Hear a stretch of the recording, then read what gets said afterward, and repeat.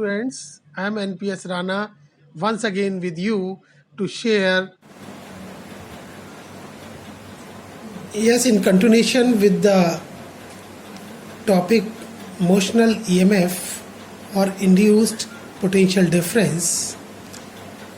This is also from the electromagnetic induction.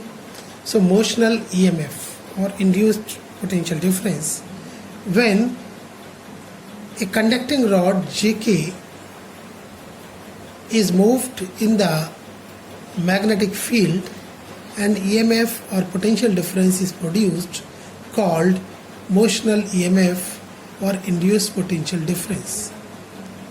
Suppose a conducting rod JK of length L is allowed to move in uniform magnetic field B directed downward to the paper plane. The rod is moved with velocity v towards the right side as shown in the diagram.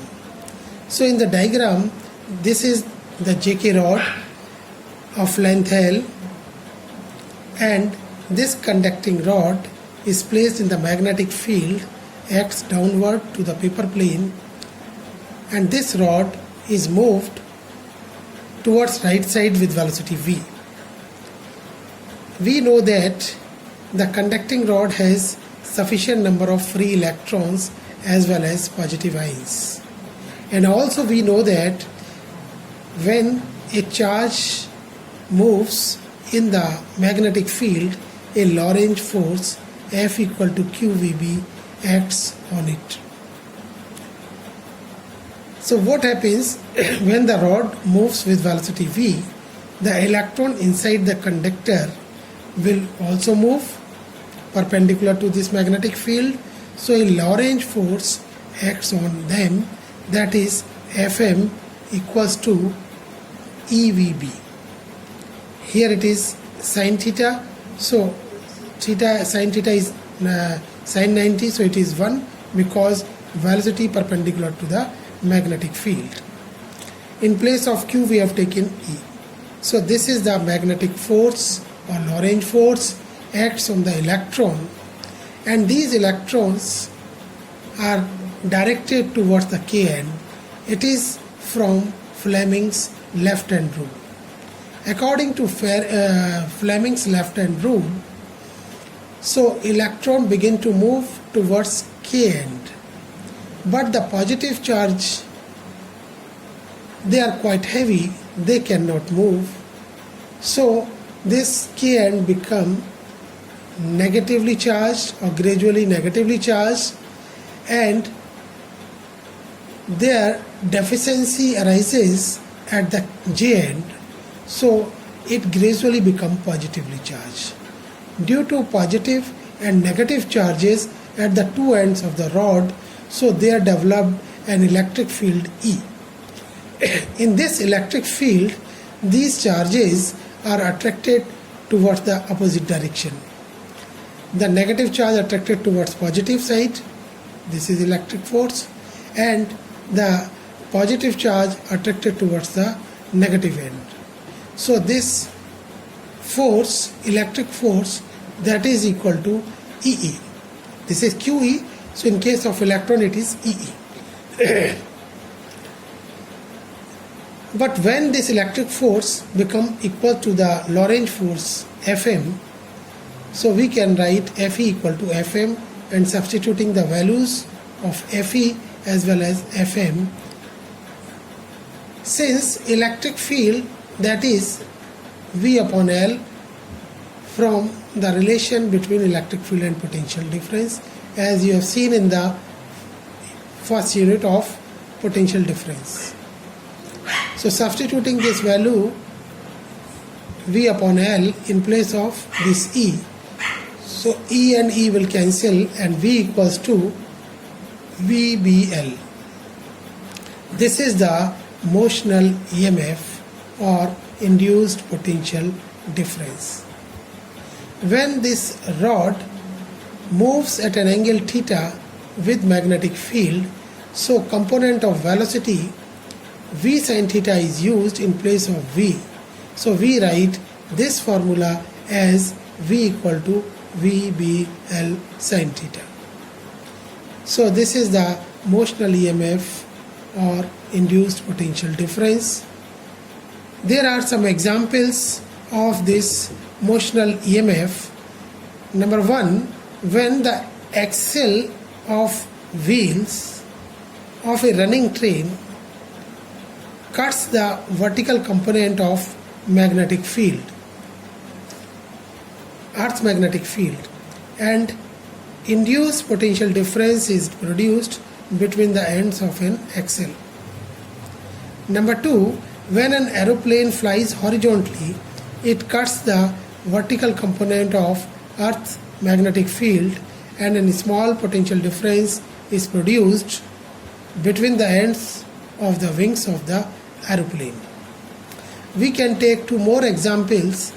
When a conducting rod directed in east-west direction falls freely on the earth's surface or ground, so it cuts the horizontal component of earth's magnetic field, due to which a small potential difference is developed between its ends, called motional EMF or induced potential difference.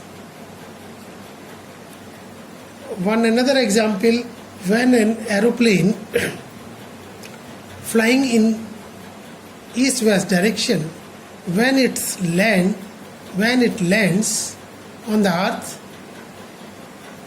so it cuts the horizontal component of earth's magnetic field, due to which a small potential difference called motional EMF or induced potential difference developed between the ends of the wings of the aeroplane. Thank you. Yes, next topic is explanation of Faraday's laws of EMI using Lorentz force, or we can say proof of Faraday's laws of EMI. Consider a conducting rod JK of length L. This is JK rod of length L is placed on a U-shaped conducting frame, light frame, placed in the magnetic field B, represented by cross. This magnetic field directed perpendicularly downwards to the paper plane. When this JK rod is pulled towards right side, or it is taken towards right side, so what happens in the previous topic?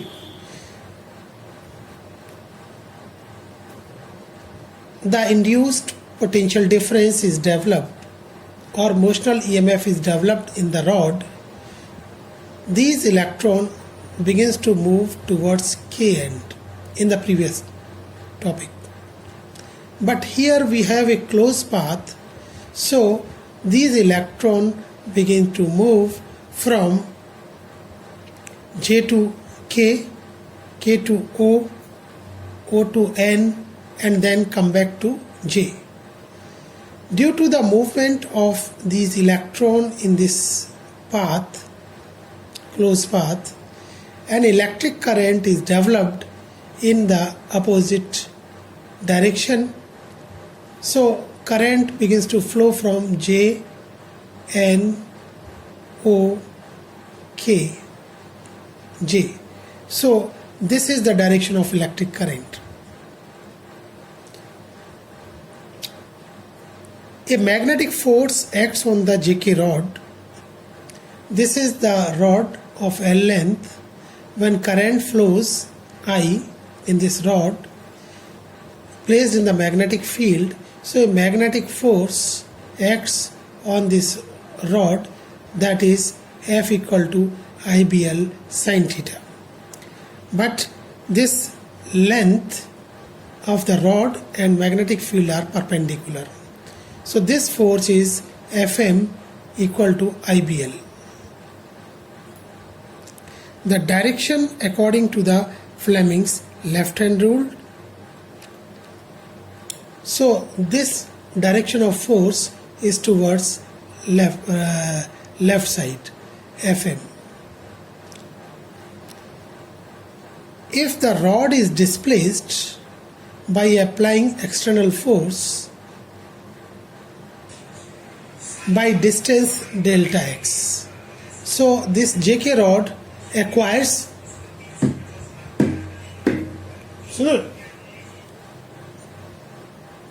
JK rod is displaced by distance delta x, so there is the work done, and this work done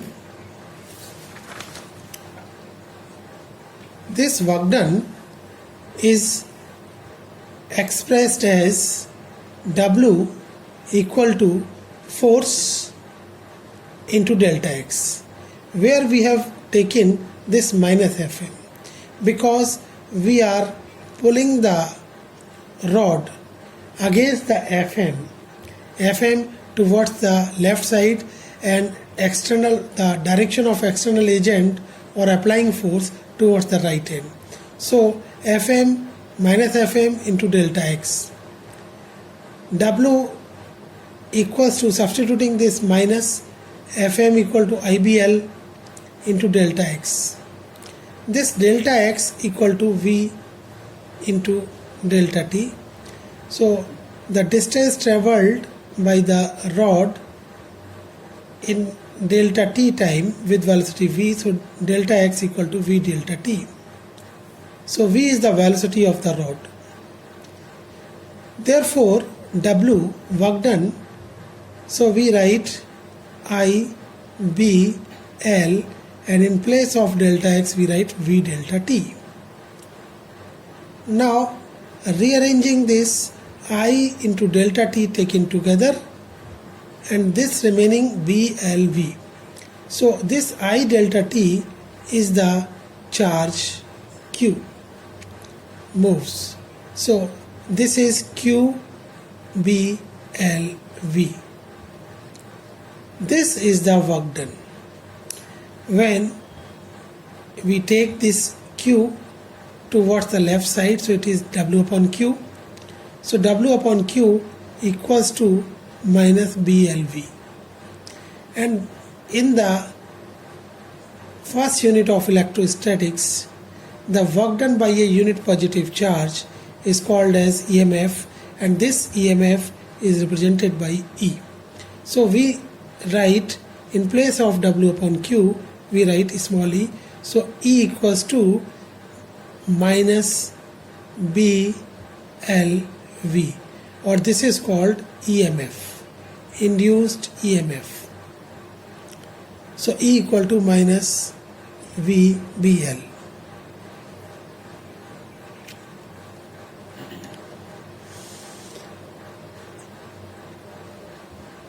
And change in the magnetic flux due to the movement of the rod from JK to J dash K dash position, the flux change or linked flux change, that is B delta A. Delta A is the change in the area in movement. So delta phi equal to B into L delta x.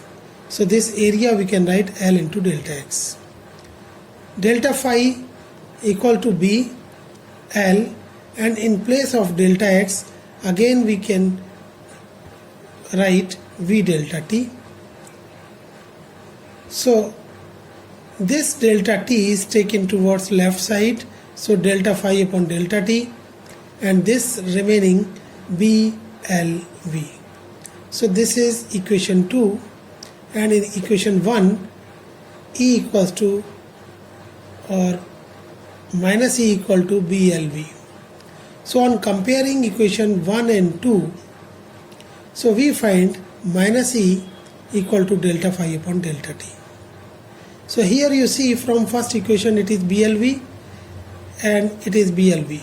So if right sides are equal, then left will also be equal. So delta phi upon delta t equals to minus E. So we have written here, or we can write E equals to minus delta phi upon delta t, and this is the Faraday's laws of EMI, hence proved.